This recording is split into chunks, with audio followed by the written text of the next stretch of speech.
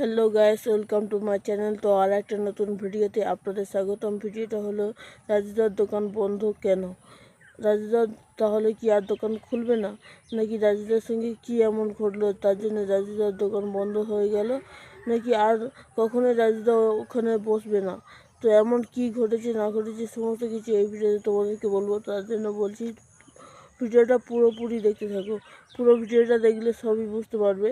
তো রাজুদা তার একটা কারণে ওই দোকানে বসতে পারছে না, উনি ওখানে বসতে পারছে না একটাই কারণ, সেটা হলো রাজুদা অনেক কথা বলেছে, যেই কথাগুলো অনেকের খারাপ লেগেছে, তার জন্য রাজুদাকে ওখানে বসতে দিচ্ছে না। এই নিয়ে কোনো মুখ খুলছে না, রাজুদা কিছুই বলছে না যে কেন বসবো, কেন বসতে দেয়নি, কি সেরকম কোনো কিছু বলছে না রাজুদা। ঠিক আছে গ্যাস, তো আমরা কি করে বুঝবো গ্যাস বলো?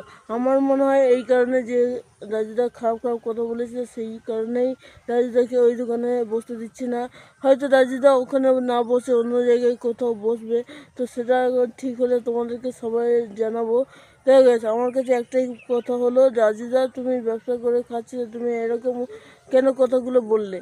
এমন কথাগুলো বললে সেগুলো অন্যজনের শুনে খারাপ লাগবে, সেরকম কথা বলেছো। তার জন্যে আজকে তোমাকে তোমার এই ব্যবসাটাকে পুরোপুরি বন্ধ করতে হলো। তো এটা আমি বলবো রাজুদার করা ঠিক হয়নি, এবং কি রাজুদাকে ব্যবসাটা করতে দেওয়াও আমাদের উচিত।